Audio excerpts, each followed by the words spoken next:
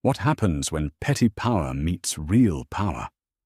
A 17-year-old girl, flying alone to the most important audition of her life, is publicly humiliated by a flight attendant. The crime? Being black and asking for an empty seat. The flight attendant, smug in her authority, tells the girl, "People like you need to stay where you're assigned."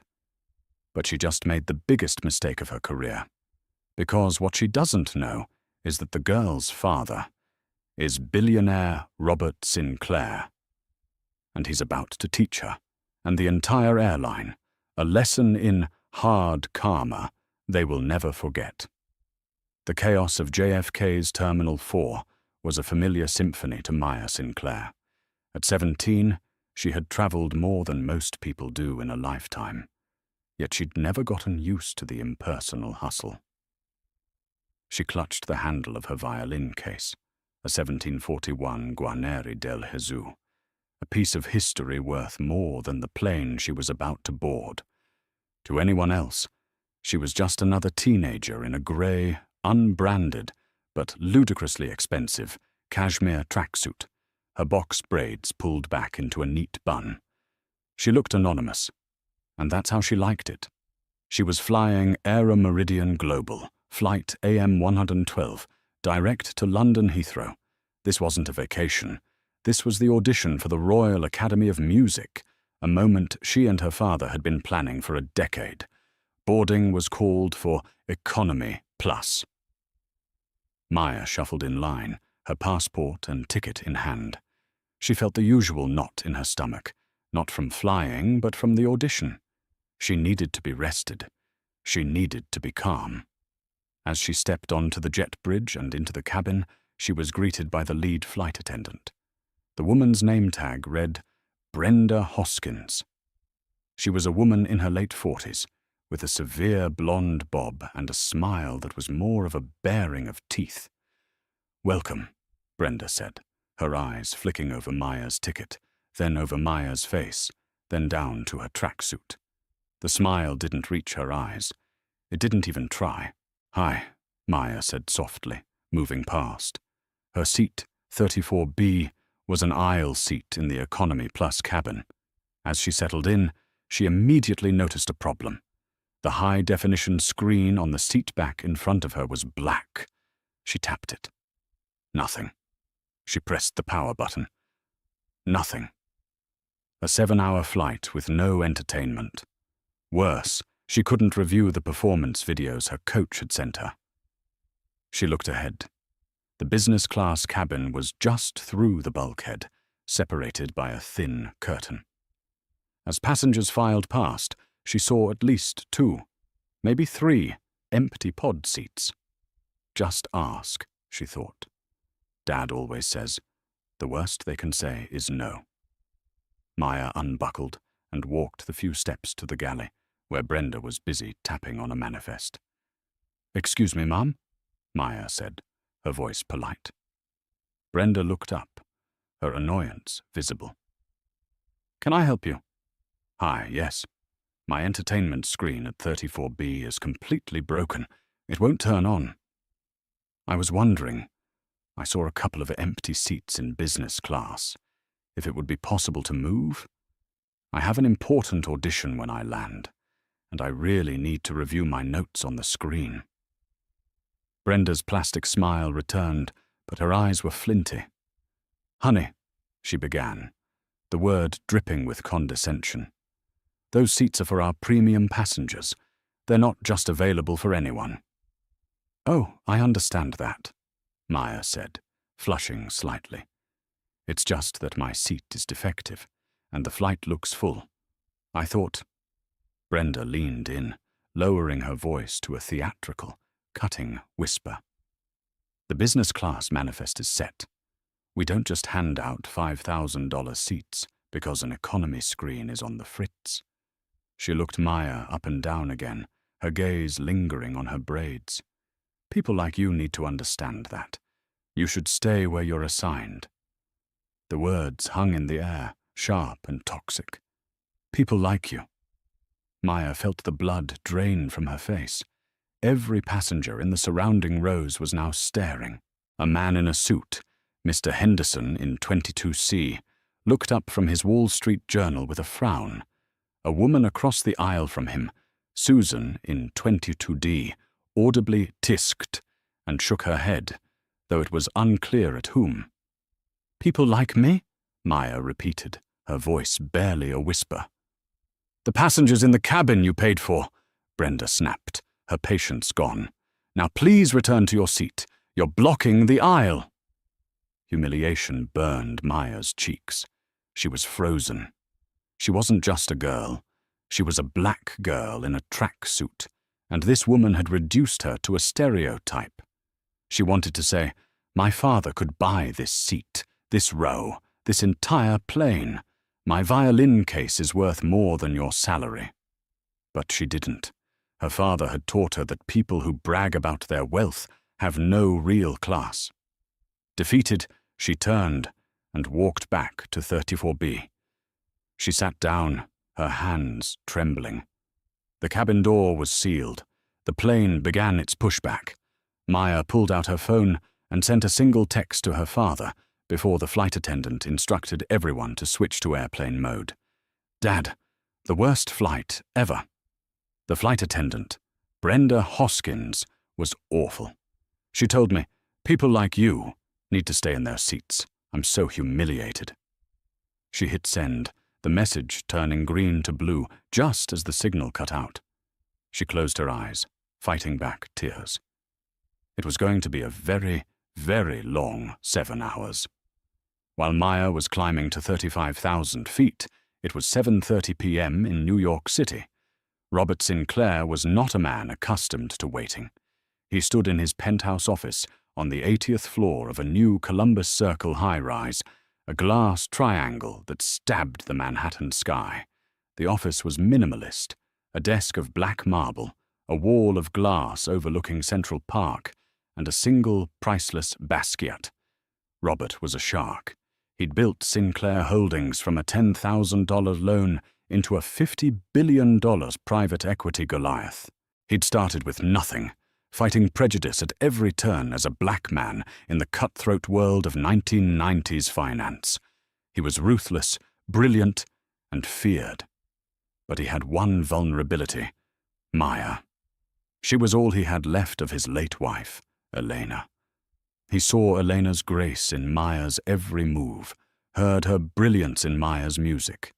The thought of anyone hurting her, even slightly, sent a cold, precise rage through his veins. His phone buzzed on the marble desk. He glanced at the text. He read it once. He read it twice. The air in the room seemed to drop 10 degrees. "Brenda Hoskins," he said aloud. "People like you." He knew exactly what that phrase meant. He had heard variations of it his entire life. But to hear it directed at his 17-year-old daughter? Unacceptable. He didn't text back. He knew she couldn't respond. Instead, he pressed a button on his desk intercom. "Julian, my office. Now." Julian Vance was Robert's right hand, a man who moved through the digital and financial world like a ghost. He was in the office in 20 seconds, tablet in hand. "Sir." "Aero Meridian Global," Robert said, his voice terrifyingly calm. He turned to face the window. "I want to know everything.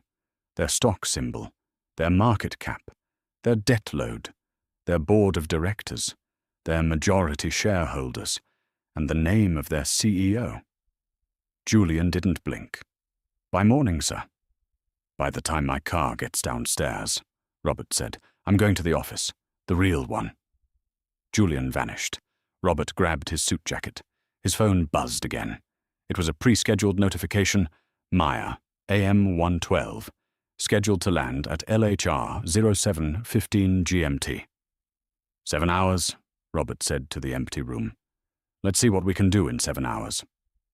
By the time Robert stepped into his chauffeured Bentley, Julian was already in the passenger seat, his face illuminated by his tablet. "Aero Meridian Global, ticker AMGL, Julian said, rapid fire. "Market cap $2.2 billion. They're weak, sir. Very weak. They're over-leveraged from a bad fuel hedging strategy. Stock is down 40% year over year. They've had 2 union disputes in the last 18 months. Who owns them? Robert asked, his eyes on the passing lights of the city. Scattered, Julian said. A few big institutional holders. The largest single block, about 18%, is held by Westwood Capital. They're a legacy fund. The rest is owned by smaller funds and the public. CEO. David Markham, a lifer. Started in baggage, worked his way up. Not a shark, sir. A carp. Westwood Capital, Robert mused. That's Daniel Evans's fund, isn't it? I remember him. He's all about quarterly profits. He must be desperate to dump a bleeding-out airline stock. I'd assume so, sir. Good. Robert leaned back. Get Daniel Evans on the phone. I don't care that it's nearly 8 p.m. Tell him Robert Sinclair wants to make him a very rich man tonight. Julian's fingers flew. And, sir, what's the play? Are we taking a position? Robert Sinclair finally allowed himself a small, cold smile. A position? No, Julian. He looked at his loyal fixer. By the time Maya lands in London, I want controlling interest. We're buying the whole damn airline. Maya's humiliation was a living thing, a cold, heavy presence in the seat beside her. With the screen broken, the darkness of the cabin felt absolute. She tried to sleep, to escape into the oblivion of a transatlantic nap, but her mind replayed Brenda Hoskins's words on a loop. People like you. Stay where you're assigned. She pulled out her sheet music, a complex Paganini composition, and tried to study it with her tiny, battery-powered reading light. Mom. Maya jumped. Brenda was standing over her, her face a mask of false politeness. You'll have to turn that off. It's disturbing the passenger next to you. Maya glanced at the man in 34C. He was completely asleep, mouth open, a sleeping mask over his eyes. He's asleep, Maya whispered. It's policy, Mom. All non-cabin lights off until the morning service. This was a blatant lie, and they both knew it. But I need to study. And I need you to follow the rules, Brenda said, her voice like steel. She waited until Maya, with a shaking hand, clicked the light off. Brenda gave a curt nod and disappeared back to the galley. An hour later, the dinner service began. The cart clattered down the aisle, operated by Brenda and a younger flight attendant named Tom.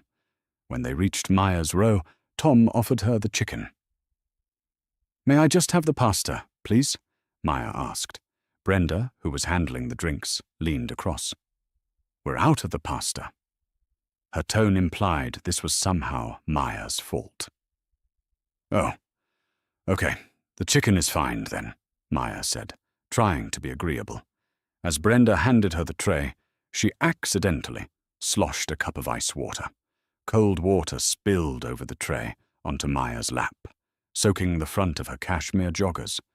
Oh dear, Brenda said, her eyes wide with fake innocence. Clumsy me. Turbulence. The air in the cabin was perfectly still. Maya gasped at the cold shock.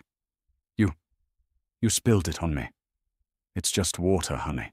It'll dry. Brenda handed her a single, useless cocktail napkin and moved on, ignoring Maya's drenched state. Maya sat there, shivering and furious. The man in 22C, Mr. Henderson, saw the whole thing. He pressed his call button. Brenda ignored it for 5 full minutes. When she finally appeared, her annoyance was clear. Yes? That girl, Mr. Henderson said, his voice low but firm. The one you spilled water on. You were completely out of line. First at the door, and now this. It's blatant harassment. Brenda's entire demeanor changed. She went from predator to prey, her voice becoming defensive. Sir, I have no idea what you're talking about. It was an accident. And that passenger was being disruptive earlier, demanding a free upgrade she hadn't paid for. She was asking about a broken screen, Henderson countered, and you told her people like you shouldn't ask. I said no such thing, Brenda said, her voice rising, attracting more attention. I will not be slandered by you. I'm going to have to ask you to lower your voice, or I'll have the captain radio ahead and have you detained at Heathrow for interfering with a flight crew. It was an incredible threat, a nuclear option. Mr. Henderson, a journalist who recognized a losing battle when he saw one, stared at her. You are a disgrace to that uniform, he said quietly. He pressed his call button again to turn it off, then turned his back to her. Brenda, fuming, retreated to the rear galley. Maya, who had overheard the exchange, felt a fresh wave of despair. The one person who tried to help was now silenced. She had to get out of the wet clothes. She carefully retrieved her violin, placed it on her seat, and went to the back lavatory with her carry-on to change into leggings. As she stood near the galley waiting for the lavatory to be free, she overheard Brenda talking to Tom inside. I cannot believe that man, Brenda was ranting. And that girl. She waltzes on in her knockoff tracksuit, probably bought with government money, waving her audition story around like she's special. She demanded a business-class seat. The nerve, I put her right back in her box. Someone has to. Brenda, ease up, Tom's voice said, sounding tired. She's just a kid, and that guy in 22C heard you. You're going to get yourself in trouble. Trouble? Brenda scoffed. I've been with Aero Meridian for 22 years. I'm the senior crew on this flight. I am the trouble. They can write all the letters they want. They go in a file and nothing happens. That's the secret, Tom. Nothing ever happens. The lavatory door opened. Maya, her face a mask, slipped inside. She locked the door, leaned against it, and finally let the tears come. Brenda was right. She was a 17-year-old girl, and Brenda was the system. Nothing would ever happen. In the 50th floor conference room of Sinclair Holdings, the air was electric. It was 10 p.m. Robert Sinclair sat at the head of a long, dark wood table, a phone on speaker in the center. Julian was at a terminal, charts and data flashing on a wall-sized screen. Mr. Evans, Robert said, his voice smooth as silk. A pleasure. I'm sorry to call so late. Daniel Evans, CEO of Westwood Capital, sounded wary. Robert, this is a surprise. My assistant said it was urgent. What can I do for you? You're holding an 18% stake in Aero Meridian Global, Robert said, getting straight to the point. There was a pause. I am. It's been a problematic holding. The fuel hedges are killing us. My board is unhappy. I know, Robert said. I've seen your quarterly reports. It's a dog, Daniel, and it's dragging your whole fund down. You want out. We're always exploring strategic options, Evans began, using corporate speak. Robert cut him off. Let's skip the dance. The stock closed at 14 decimals 50. It's going to open lower on Monday when the new European fuel tariffs are announced.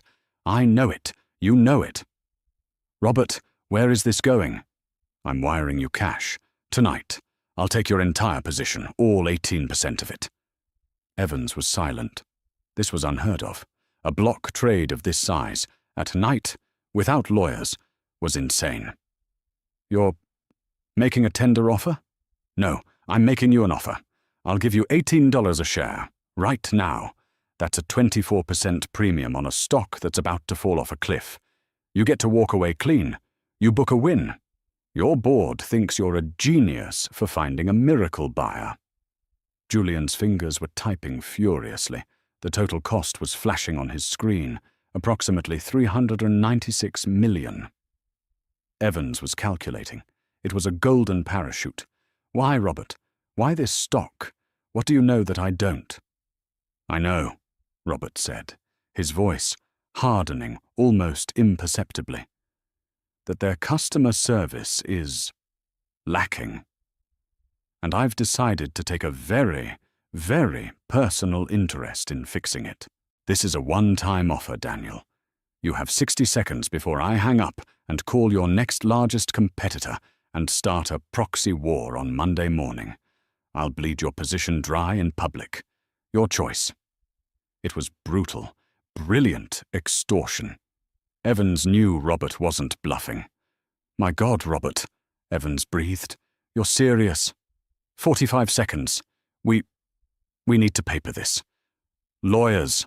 My team will have the paperwork to your team in 10 minutes. The wire transfer will be initiated from our holding in Zurich in 15. We sign tonight. We file the SEC paperwork pre-market Monday. Do we have a deal, Daniel?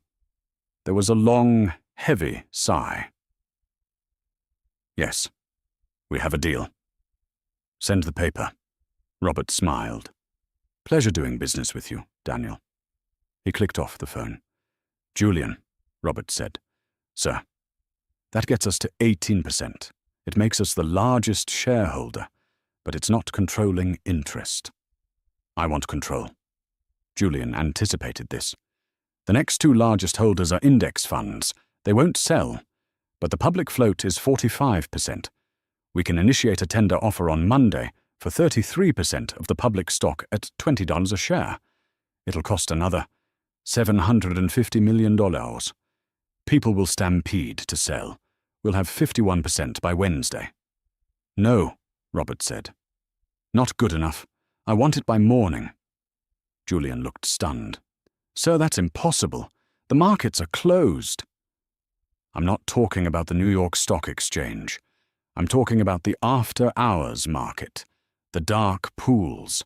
I want you to set up buy orders, huge ones, at $22 a share. Anyone who has a sell order, trigger anywhere near that price. I want it bought, immediately. Use the holding companies in Dublin and the Caymans. Spread it out. I want to trigger a panic buy. I want to own 30% by the time London wakes up. This was colossally risky. It would cost a fortune. Sir, that will cost a premium. I don't care about the premium, Julian. Robert slammed his hand on the table, the first crack in his calm facade. I care about the message. Do it. As Julian began to execute the most aggressive stock raid of his career, Robert's phone rang. It was his London ground team. Mr. Sinclair, we have eyes on the crew.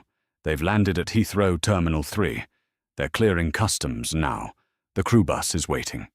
Good, Robert said. I want to know which hotel they're at. The second they check in, I want the name of the senior crew member, Brenda Hoskins, flagged. I want her hotel room phone to ring at 6 a.m. sharp tomorrow. Tell her she is to report to the Aero Meridian London corporate office in Hounslow by 9 a.m. for an immediate performance review with the CEO. Understood, sir. And who should I say is calling? Tell her, Robert said. It's on behalf of the new owners. Brenda Hoskins stumbled out of the crew bus at the Heathrow Plaza Hotel, a standard beige airport hotel. Her feet ached. Her back ached. All she could think about was a hot shower and a full 18 hours of sleep before the return flight. She'd already forgotten about the girl in 34B. She was just another inconvenience in a long, thankless career. She checked in, dragged her bags to room 412, and fell onto the bed. Beep, beep, beep. Brenda swatting at the bedside alarm clock. It wasn't the alarm, it was the phone. She groggily looked at the clock. 6:02 a.m. She had been asleep for 3 hours. She snatched the receiver. What? Miss Brenda Hoskins. The voice was crisp, British, and utterly impersonal. Yes, who is this? This is the office of the UK station manager for Aero Meridian Global. You are to report to our corporate headquarters in Hounslow at 9 a.m. sharp for an emergency performance review with the executive team. Brenda sat bolt upright. What? No, I'm on my mandatory layover rest period. I'm not due for a review. There's a mistake. This is not a request, Ms. Hoskins. A car will be waiting for you at 8:30 a.m. You will be joined by Mr. David Markham, our CEO, via video link. Failure to attend will be considered immediate grounds for termination. The line clicked dead. Brenda's blood ran cold. A review? With the CEO? This was not normal. This was an execution. Her mind raced. It was that man, the one in 22C. He wrote a letter. He must have. That arrogant, self-righteous. She threw the covers off, her heart pounding with adrenaline and rage. She had survived 22 years of complaints. She would survive this one. Meanwhile, in a luxury suite at the Savoy in central London, Maya Sinclair was finally waking up.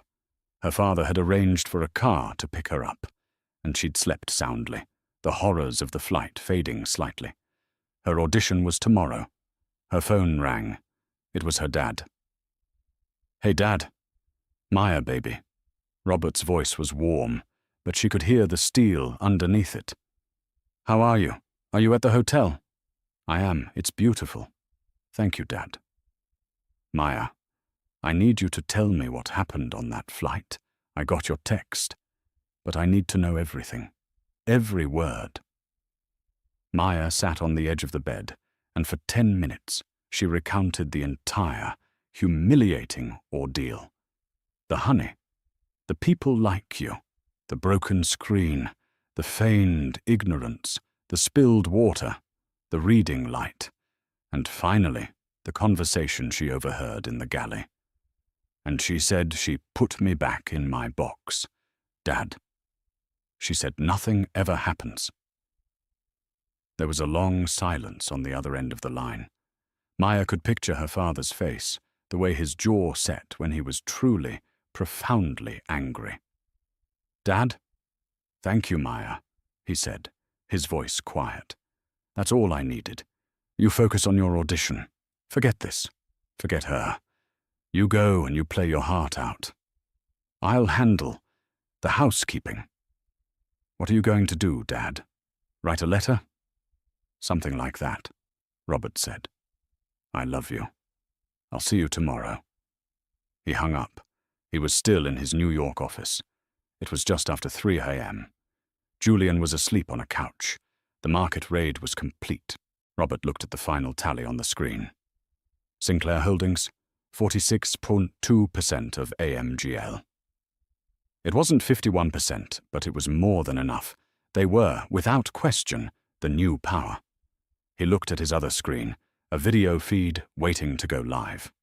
In 1 hour, David Markham, the CEO, would be logging on for the most important meeting of his life. Robert loosened his tie. "All right, David," he said to the blank screen. "Let's talk about your company's rot." Brenda Hoskins walked into the Aero Meridian corporate office like a woman walking to her own execution. She had put on her full, crisp uniform, a layer of armor, her face a mask of professional makeup. She was led into a sterile, windowless conference room. Her direct supervisor, a nervous man named Philip, was there, as was the UK station manager. At the head of the table, a 70-inch screen was dark. "Brenda, thank you for coming in," Philip said, avoiding her eyes. We have a serious matter to discuss." "I'm sure it's just a misunderstanding, Philip," Brenda said, taking her seat, arranging her skirt. A passenger in 22C was being very disruptive. The screen flickered to life. 2 video feeds appeared. On the left was David Markham, the CEO, looking pale and sleepless in his home office in Chicago. On the right was a man Brenda had never seen, sharp, dressed in an immaculate suit, exuding an aura of absolute, terrifying power. This was Robert Sinclair. "Miss Hoskins," David Markham began, his voice strained, "we are here with Mr. Robert Sinclair. As of this morning, Mr. Sinclair is our new primary stakeholder and will be overseeing all executive operations." Brenda felt the floor drop out from under her. Stakeholder. Mr. Sinclair, Markham continued, has requested this review. Robert Sinclair leaned forward, his eyes locked on Brenda through the camera. Ms. Hoskins, I've been reviewing the performance reports for your division. Tell me, what is Aero Meridian's policy on discriminatory behavior? Brenda's mouth was dry. We have a zero-tolerance policy, sir. We value all our passengers. Do we? Robert's voice was dangerously quiet. Let's talk about flight AM 112, yesterday. Passenger 34B, a 17-year-old girl named Maya Sinclair. Brenda's blood turned to ice. Sinclair? Oh, God, oh, God. I remember the passenger, Brenda stammered, her facade cracking. She was demanding an upgrade. Was she? Robert countered. Or was her in-flight entertainment system broken? And was she politely inquiring about a solution? Well, it was broken, yes, but And what was your solution, Ms. Hoskins? Did you reset the system? Did you offer her a portable tablet? Did you offer her a voucher? I was very busy with boarding, sir. I told her I would look into it. No, Robert said. You didn't. You told her, and I quote, business class is for premium passengers. You called her honey. And then you told her, people like you need to stay where they are assigned. Brenda turned ashen. I never said that. That is a lie. She is lying. So she's lying? Robert asked. She's also lying about you spilling a full cup of ice water on her, and forgetting her meal, and telling her to turn off her reading light, claiming she was disturbing a passenger who was sound asleep. It was turbulence.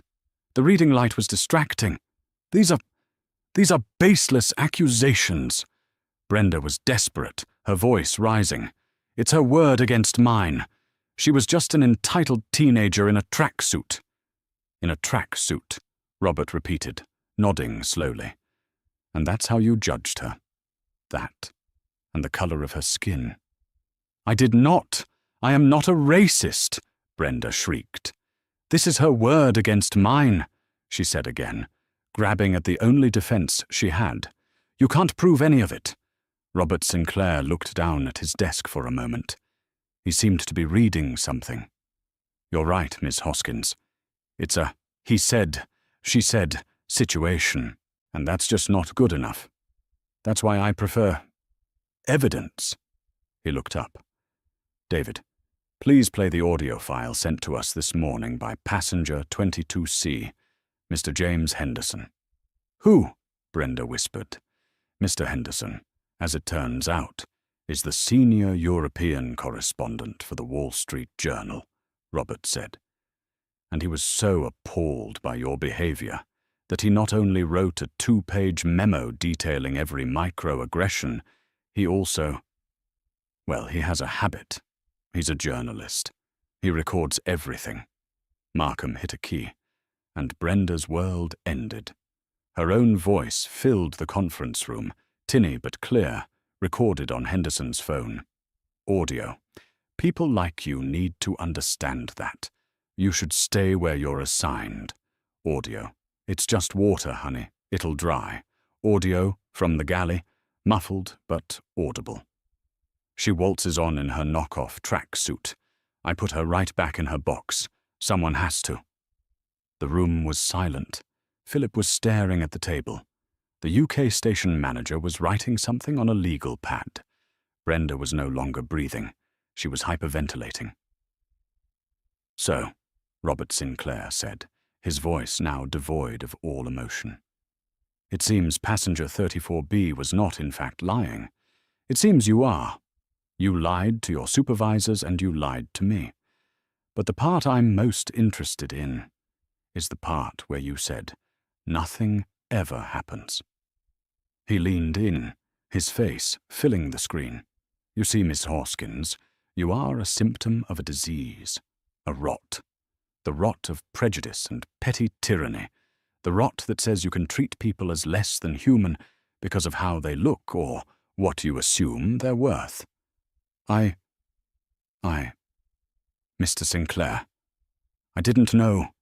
Brenda was openly weeping now, the tears carving black streaks through her makeup.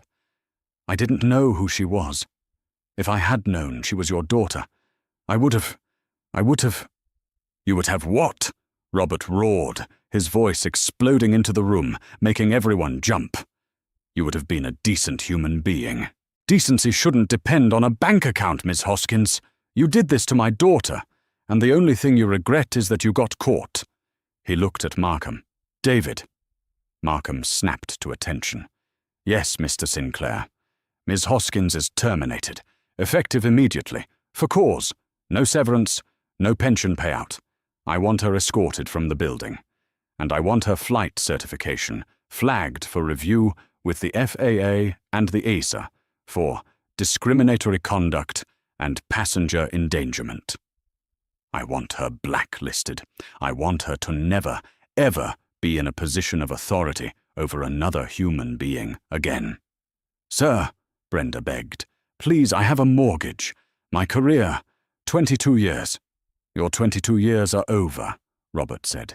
You should have thought of that before you tried to break the spirit of a 17-year-old girl. Get her out of my sight. Philip and the manager stood up.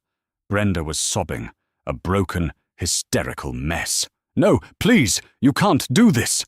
As she was led out, a thought struck her. She looked back at the screen, at the CEO. Mr. Markham, you can't let him do this. This isn't policy. David Markham wouldn't meet her eyes. He's right, Brenda. It's over. She was gone. The room was empty. Markham let out a shaky breath. Mr. Sinclair, Robert, a terrible, terrible incident. I am profoundly sorry. I will be on the next flight to London to apologize to your daughter personally. We will, of course, be issuing a full— Don't bother, David, Robert said, cutting him off. Sir? You're fired, too. Markham's face went slack. What? Robert, you can't. I'm the CEO. You were the CEO. You presided over a company with a 40% stock collapse and a culture that allowed women like Brenda Hoskins to flourish for 22 years. You are the head of the rot. The board will be calling an emergency session in 1 hour to accept your resignation. If you fight it, I will release Mr. Henderson's audio and his full story to every newspaper on the planet. Your career will be over. This way you just get to retire. Your choice. Markham stared, speechless, as Robert Sinclair's feed went black. The feed went black. David Markham stared at the empty screen, the reflection of his own horrified face staring back at him. It took a full 10 seconds for the sound to return to the world, for him to hear his own heart hammering against his ribs. He can't be serious, Markham whispered, looking at the stunned faces of Philip and the UK station manager. But he was. Robert Sinclair was deathly serious. Meanwhile, in the New York penthouse, Robert Sinclair didn't even take a breath. He was already on to the next phase. Julian Vance, his chief counsel and fixer, was standing by, a notepad full of logistics for the corporate takeover. All right, Julian, Robert said, loosening his tie for the first time in 24 hours. Phase 1 is complete. The rot has been cut out. Understood, sir, Julian said. All business. I'm compiling a list of candidates for interim CEO. We'll need to send a team to Chicago to stabilize the C-suite and another to Hounslow. We need to get ahead of the union negotiations for the new quarter, and I strongly recommend a full rebranding campaign. New livery, new uniforms, to distance us from the— Sell it, Robert said. Julian stopped, his pen hovering over the pad. Sir? Sell it, Julian. All of it. Our entire 46.2% stake. Dump it. Julian blinked. He was a man who processed multi-billion-dollar transactions before breakfast. He was not, however, a man who understood this. Sir, sell it? We just bought it. The raid cost us. Mr. Sinclair, the premium we paid was astronomical. If we sell now, on this news, we will light close to $1 billion on fire. It's financial malpractice. It's not finance, Julian. It's pest control, Robert said, walking to the window. The first grey light of dawn was breaking over Manhattan. I never wanted an airline. I wanted a reckoning. I looked into the financials, Julian. The rot isn't just Brenda Hoskins. It's everywhere. It's in their HR files, their promotion structure, their settlements for lost baggage that were actually discrimination suits they buried. It's in Markham's golden parachute. But, sir, we could fix it, Julian argued, his voice passionate for the first time. We own it. We can tear it down to the studs and rebuild it. Make it a model of corporate responsibility. That's the Sinclair Holdings way. No, Robert said, his voice flat and final. You can't fix a foundation built on poison. You demolish the building. This company doesn't deserve to be saved. It deserves to be an example. An example of what? Our catastrophic losses. An example of consequence, Robert snapped. I want to send a message. Not just to airlines, but to every company that thinks a human resources complaint is just paperwork. I want them to see what happened to Aero Meridian and ask themselves, could a Robert Sinclair buy us? Julian was pale. This was scorched earth. This was biblical.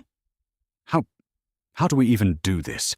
We can't just dump that much stock. It'll trigger every circuit breaker. The SEC, Robert interrupted, will be the least of their problems. Here's the plan. Phase 2. He turned from the window, his eyes blazing. First, you're going to call James Henderson at the Wall Street Journal. Sir, he's the man in 22C, the one who recorded the audio. He's already a witness. Now he gets the exclusive. I want you to give him everything. The audio of Brenda in the galley. The full audio of the termination hearing with Markham and Hoskins. The fact that Markham was fired. The fact that I am the new owner. And the fact that my daughter was the girl in 34B. I want the human story, Julian, not the business one. Julian was writing frantically. Sir, that's deliberately crashing the stock. Our own stock. That is blatant market manipulation.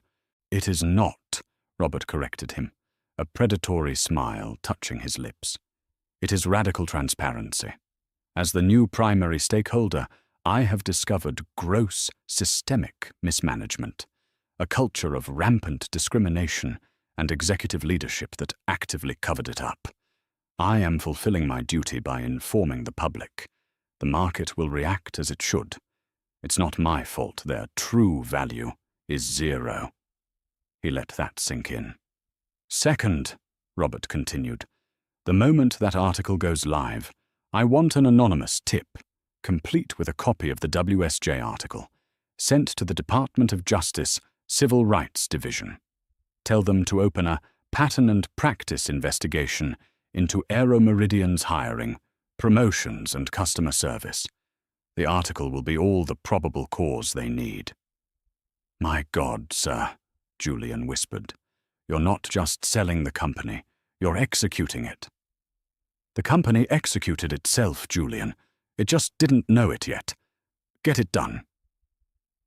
In a London flat, James Henderson was nursing his third coffee, writing what he assumed was a futile, angry letter to Aero Meridian's customer service portal.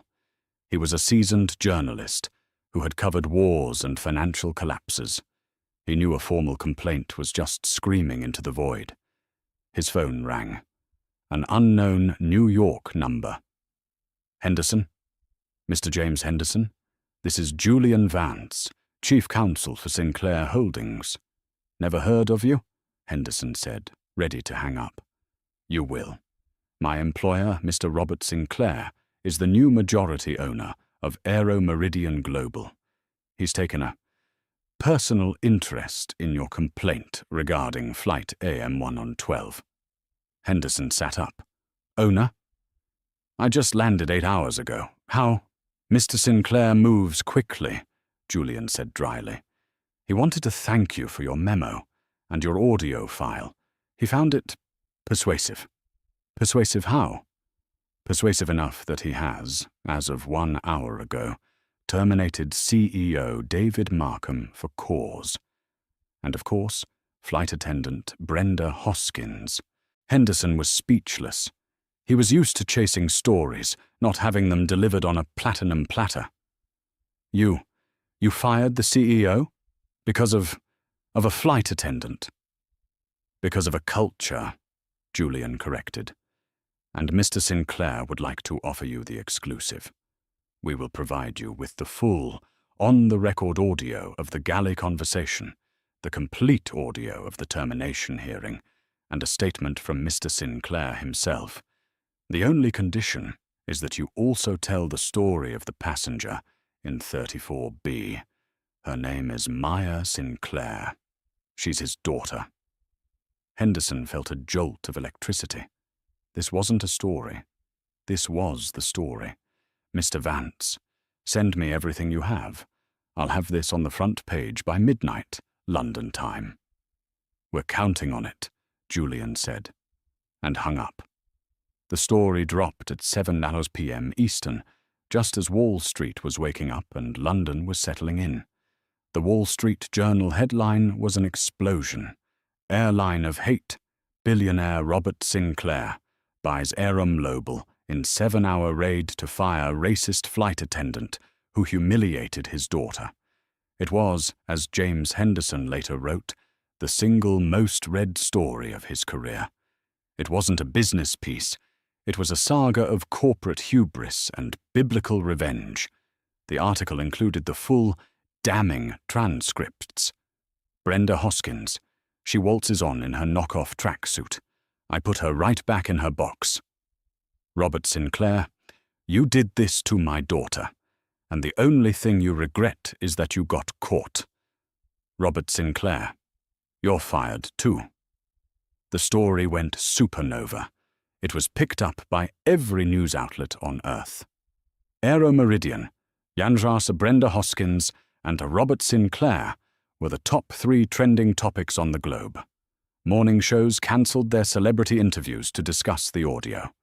Social media was a torrent of outrage. Other Aero Meridian passengers and employees, now protected by the company's implosion, came forward. A black pilot, repeatedly passed over for captain, shared his story. A Hispanic flight attendant, fired for insubordination after reporting a senior crew member, shared hers. It was a digital dam break. Aero Meridian wasn't just a company with one racist employee. It was a toxic ecosystem. When the New York Stock Exchange opening bell rang on Monday morning, it was a formality. It was an execution. The ticker for AMGL flashed on the screen, $14.50. Then, $9.20. Then, trading halted. The sell orders were so massive, so absolute, that the market's circuit breakers triggered instantly. When it reopened 15 minutes later, it was a free fall. $7 tations, $50, $30. On CNBC, a panel of financial analysts stared in disbelief. I've never seen anything like it, one said, rubbing his temples. Robert Sinclair just willingly lit. He checks his math. $800 million on fire. It's the most expensive HR complaint in human history, another shrieked. He didn't just fire the CEO, he vaporized the entire company. By noon, the final blow landed. A spokesperson for the Department of Justice, standing in front of a row of American flags, announced a full and sweeping pattern and practice investigation into Aero Meridian Global, based on credible and voluminous evidence of systemic discriminatory conduct. That was it. Their lenders called in their loans. Their fuel suppliers cut off their credit. By 4 p.m. on Monday, Less than 72 hours after Maya Sinclair asked for a seat upgrade, Aero Meridian Global filed for Chapter 11 bankruptcy. The fallout was immediate. Passengers were stranded mid-journey. Airports were flooded with crying families holding useless tickets. And thousands of employees, the good pilots, the kind flight attendants like Tom, the gate agents, the mechanics, were suddenly jobless.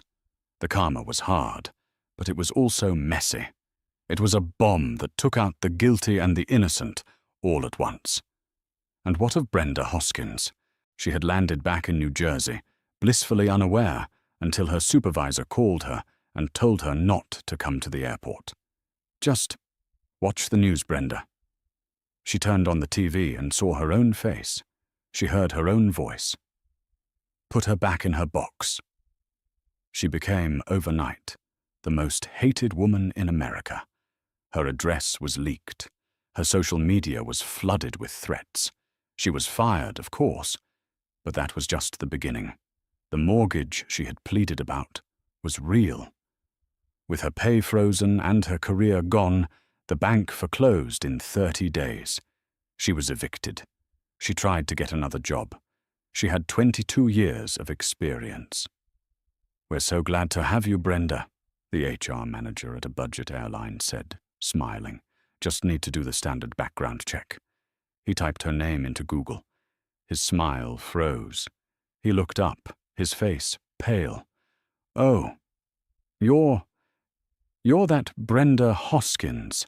I'm afraid the position has just been filled. Security will see you out." It was the same everywhere. The FAA and ESA, under intense public pressure, had put her flight certification under permanent review, citing conduct unbecoming and passenger endangerment. She was blacklisted, unhireable, toxic. 6 months later, on a cold, rainy November night, Brenda Hoskins was working the graveyard shift at a 24-hour convenience store off the New Jersey Turnpike. Her blonde bob was gone, replaced by stringy, mousy brown hair. She wore a stained blue vest and a name tag that read Brenda H. A man in a business suit, grabbing a coffee, peered at her. "Hey," he said, squinting. "I know you. You're that racist flight attendant, aren't you?"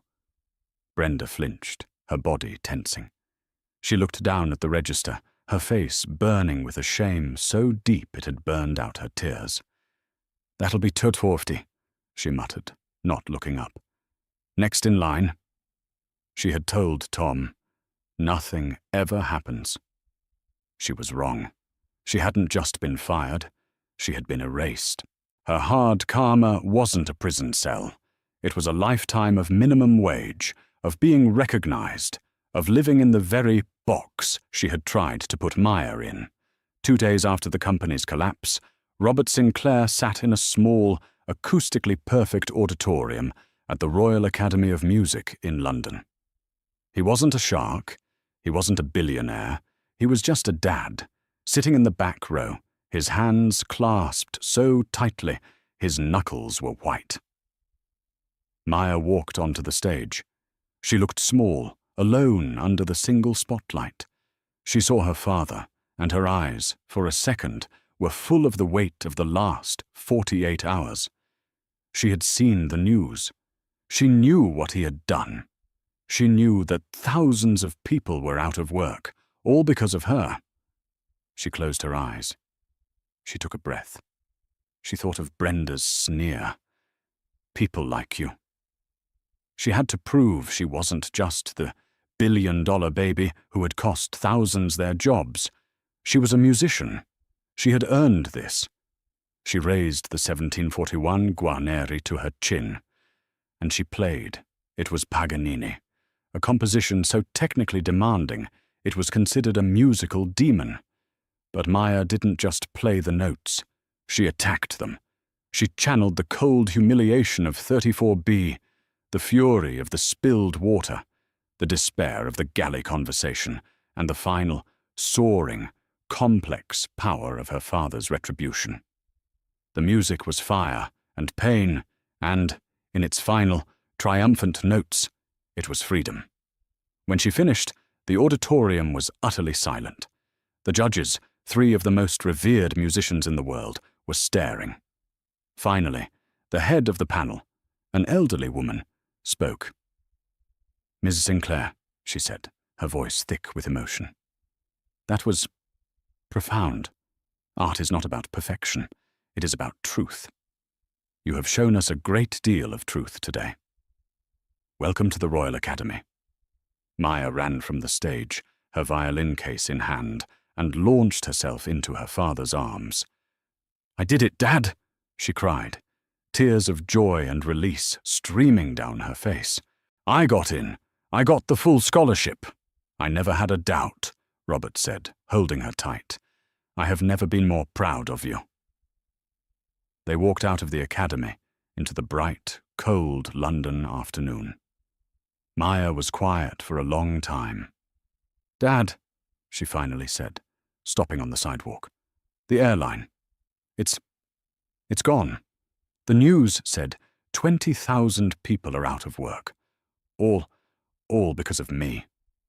Robert put his hands on her shoulders. "No, Maya, look at me. Not because of you, because of Brenda, because of David Markham, because of a board of directors that cared more about fuel hedges than human decency. A company is not a logo or a fleet of planes, baby. It's a set of values, and their values were rotten. I didn't destroy that company. I just held a mirror up to it, and it shattered. But the people, the other flight attendants, the pilots, the good ones, the Toms of the world, they'll be hired in a week by Delta, by British Airways, by airlines that are desperate for qualified staff. The market will fix that. I just helped it clear away the rot." Maya still looked troubled. "But the money, Dad.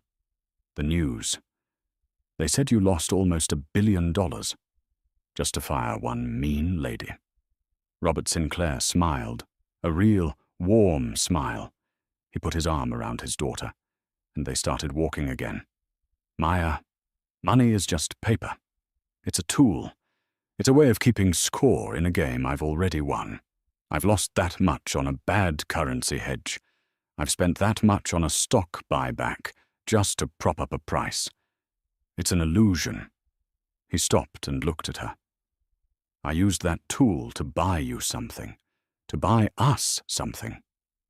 "What?" "The knowledge that you were heard, the proof that your dignity is priceless. I wanted you, and every other person who looks like you, and every other person who's ever been told to stay in their box, to know that their voice matters.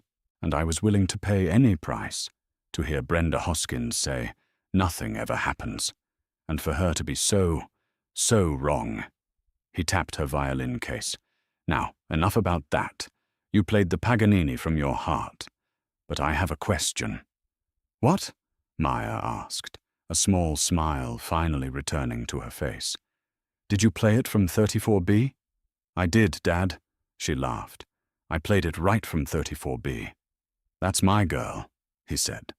And they walked down the street, a father and a daughter, their conversation turning from the ashes of a fallen company to the bright, limitless future of her music. They say revenge is a dish best served cold, but sometimes it's a multi-billion-dollar corporate takeover executed in 7 hours. Robert Sinclair taught the world that while prejudice and hate are free, he was willing to pay any price to stamp it out. Brenda Hoskins learned the hard way. The system only protects you until someone powerful enough decides to break it. The next time you see someone being mistreated, on a plane, in a store, or on the street, you might just be witnessing the before in a story of hard karma. What did you think of Robert's lesson? Was it justice, or was it too much? Let me know your thoughts in the comments below.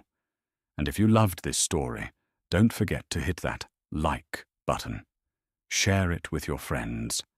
And please subscribe to the channel for more true-life stories of karma and justice. We read all your comments, and your support means the world. We'll see you in the next video.